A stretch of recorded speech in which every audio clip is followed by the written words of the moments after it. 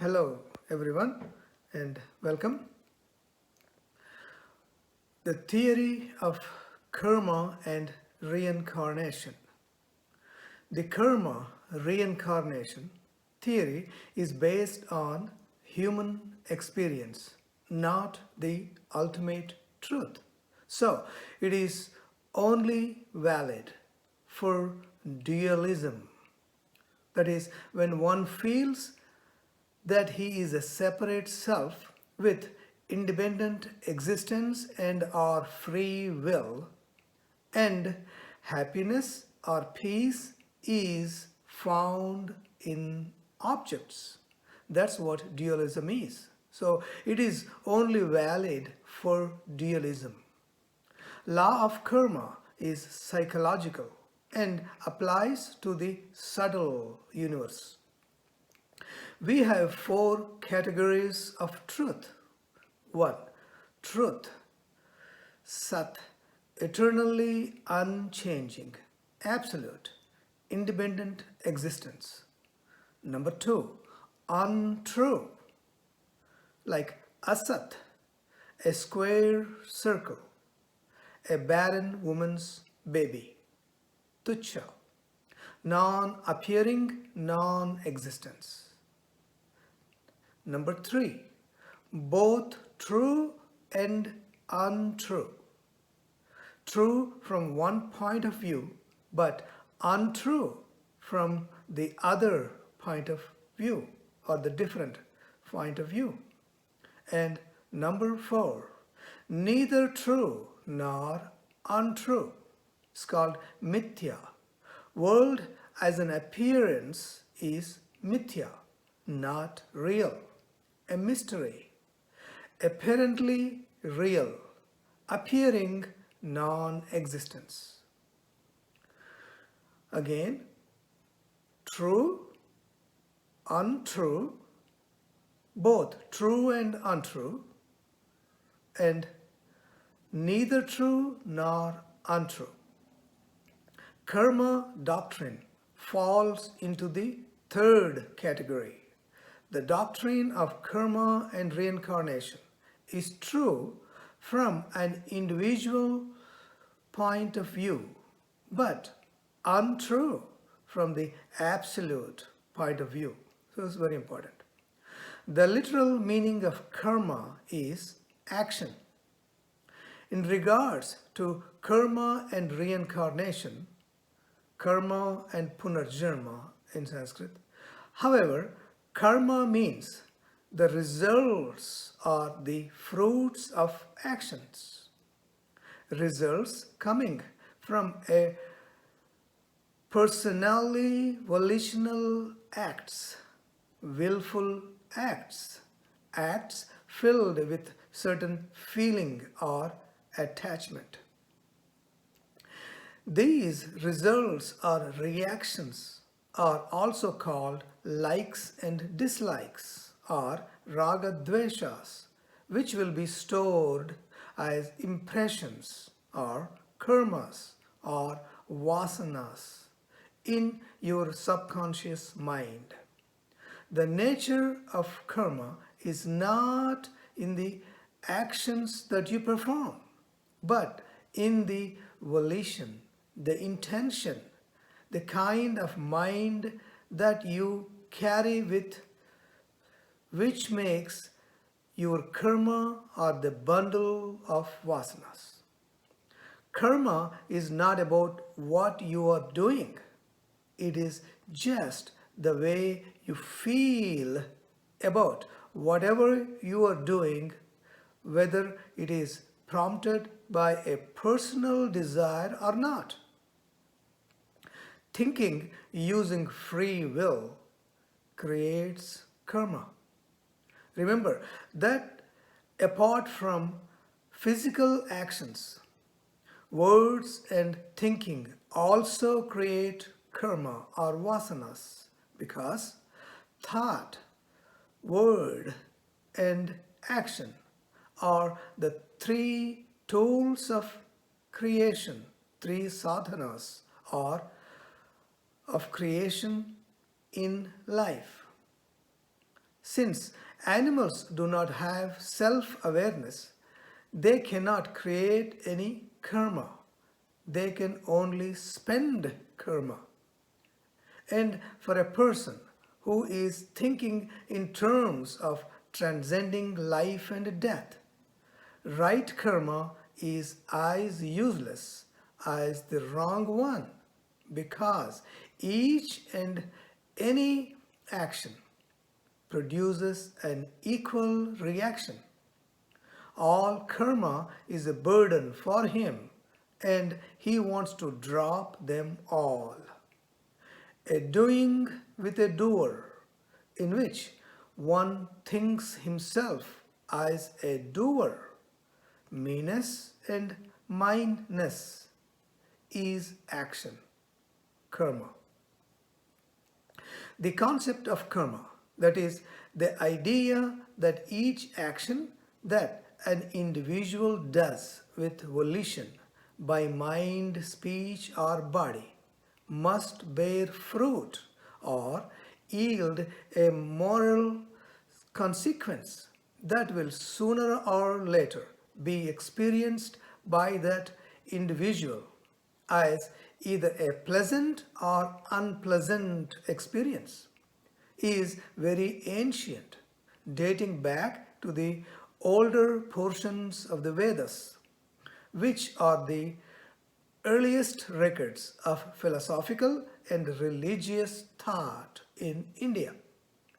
Almost every system of Indian philosophy and every religion of Indian origin accept this concept in one form or another, though they each have their own theories about it, both about what constitutes a moral or an immoral action, and about how such actions yield their appropriate fruit.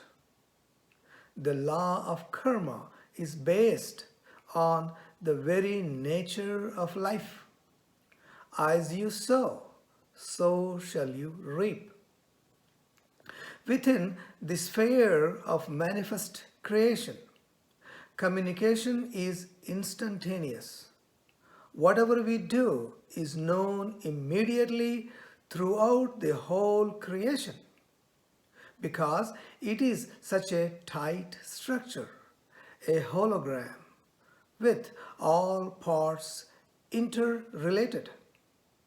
As they say, when a blade of grass moves, the sun shakes. This is the basis for the law of karma, or the principle that to every action there is a corresponding reaction. The whole manifest creation is affected by and reacts to our feelings, thoughts, words, and actions. The theory of karma is based on mind or psychology. It is created with our mind and also worked out with our mind. Well, then who determines karma's results or fruits? Since karma is not conscious, how can it determine its own fruit? Though an individual who does any karma is conscious, he or she cannot be the one who determines the fruit of that action. Because if they could, a person who does an immoral action would not choose to experience an unpleasant fruit as a result of it. Therefore, since the fruit of any karma cannot be determined either by the individual who did it or by the karma itself, there must be some independent power that is conscious and therefore able to determine its fruit. Unless such a power is postulated, it would be very hard to substantiate any karma theory. That is, what fruit each karma should yield and when and how that fruit should be experienced is determined only by Creator or Ishvara or Bhagavan, because he alone can know the moral worth of each action and what fruit would be appropriate to it. He is the judge. One important point: when we do a karma, it may or may not yield its fruit immediately, because whatever we experience in our present life is predestined, some of it being what God has selected from the large collection of fruits of our past karma for us to experience in this lifetime. Immediate fruit gotten by our fresh action is called drishta phala, and the unseen fruit stored for future life is called adrishta phala.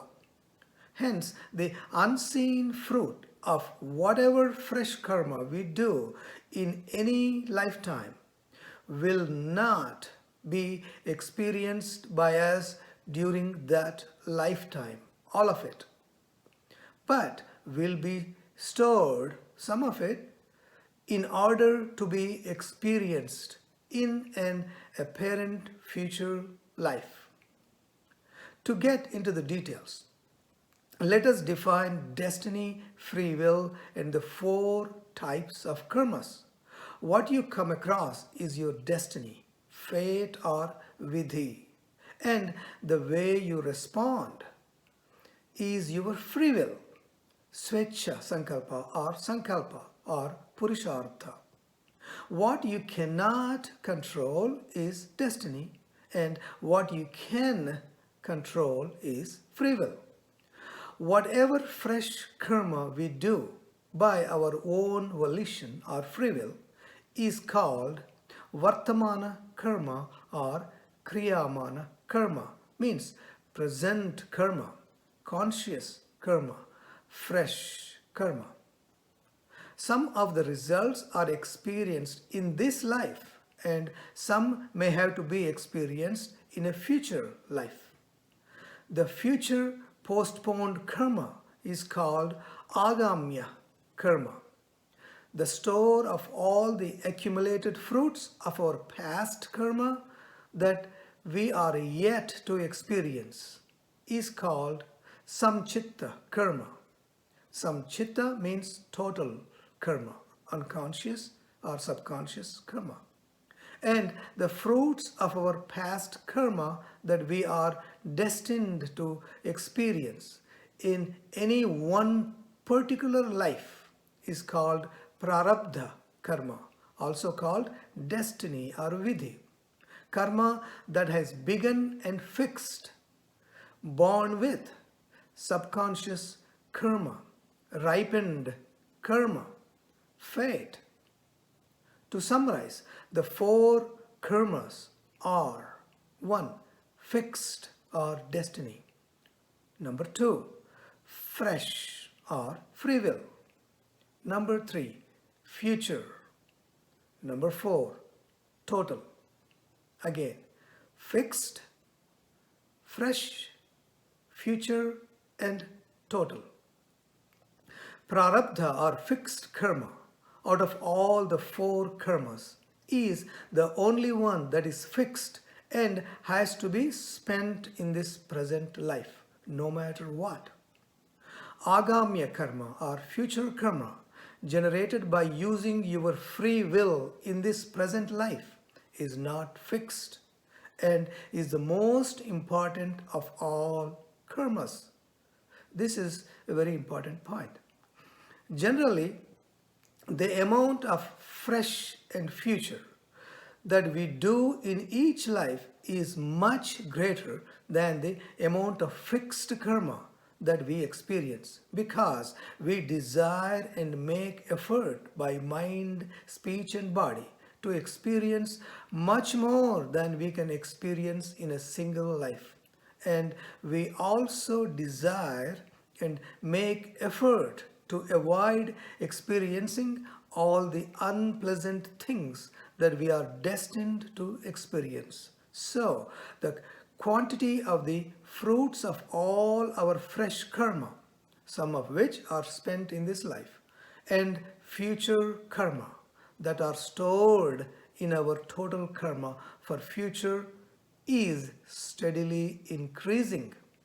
Hence, for each of our lives, which are just dreams that occur in our long sleep of self ignorance, Creator or Ishvara has to select just a small portion from the vast store of fruits that have accumulated in our total karma. This is done to help an individual advance spiritually closer and closer towards Godhood. Since the fruit of any future karma that we do now will not be experienced by us during this lifetime, all of it, we cannot, by any effort made now by our own free will, change anything that we are destined to experience in our current life because it is fixed. It is like a released arrow with a certain momentum. Accordingly, what is never to happen will not happen, whatever effort one makes. What is to happen will not stop, whatever obstruction one does. Firstly, we are not free to change whatever we are destined to experience, prarabdha karma. And secondly, that we are nevertheless free to try to change it or block it. Since our destiny or fate will impel us to make whatever effort is required for us to experience what we are destined to experience. The actions of our mind, speech, or body are driven by two forces, destiny and free will, which may work at any moment, either in harmony or in conflict with each other. Some of our actions may be impelled only by our destiny. Others may be impelled only by our free will, while yet others may be simultaneously impelled by both. That is, since we genuinely desire some of the things that we are destined to experience, both our destiny and our free will impel us to make whatever efforts are required to experience such things, in which case they will be working in harmony. However, it is not possible for us to determine to what extent each of our actions is impelled by either destiny or free will, since it is certain that we cannot change what we are destined to experience, no matter how much effort we may make to do so. We should understand that it is futile or waste to make any effort by our own volition, either to experience or not to experience anything other than ourselves. That is, destiny determines only what is experienced by us when our mind is turned outwards towards anything other than I. But it cannot prevent us from turning inwards to experience I alone, because attending to and thereby experiencing only I is not an action or karma, but a state of just being. and hence it is not bound or restricted by karma in any way whatsoever.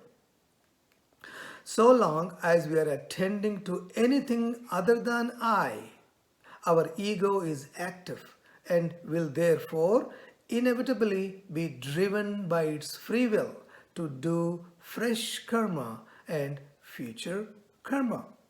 Whereas when we attend only to I and are the activities of the totality, the activity of our personal ego will subside, leaving us in our natural state of just silently being. Since destiny determines what this ego is to experience in this lifetime, we can escape its destiny only by escaping the ego itself.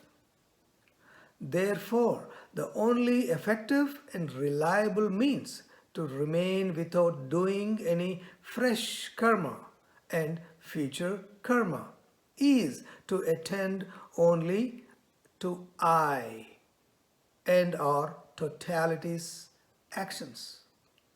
So, be aware. Awareness burns up the unconscious vasanas or karmas like the light burns up darkness.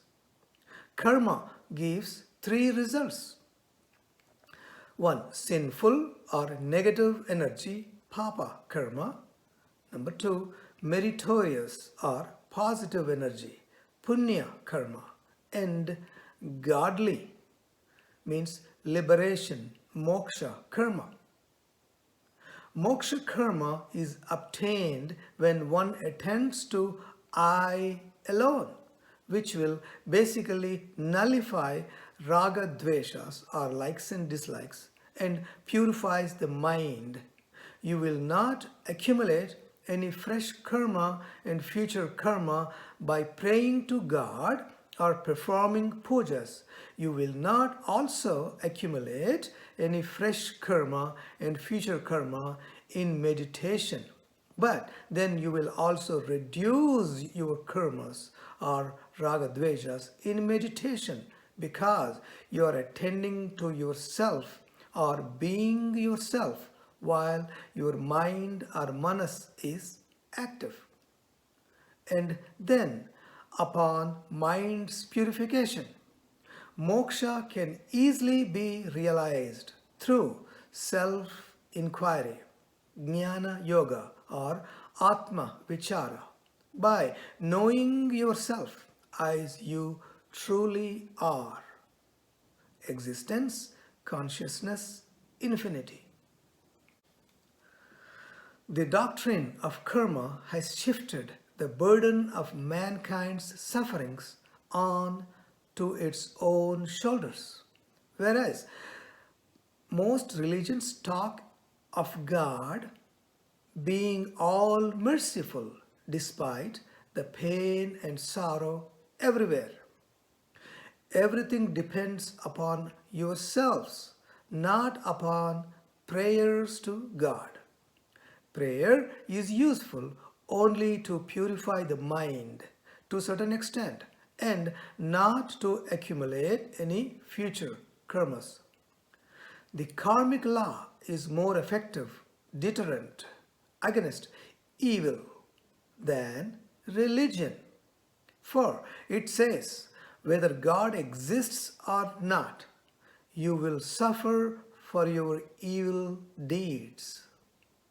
Whether happiness or suffering, whether heaven or hell, the total responsibility is on yourself. If you blame someone else for your shortcomings, you will not change as long as the other won't change. But if you take the full responsibility, the doors of freedom will open. You can change by changing yourself. That is the law of karma. Taking the credit for yourself for good results and blaming others or God for suffering is a misunderstanding of the law of karma. We are here in the physical world to seek happiness, peace, and to realize God. So, do not seek happiness, peace through others. Let others speak happiness or peace through you. The law of karma is simply a theory which explains something true inside your being. Nobody can avoid it. Nobody should try to cheat on karma because that is not possible. Once you know and understand the inevitability of it, you will be a totally different person. In ultimate understanding, however, karma, reincarnation, is an illusory concept for an illusory separate self.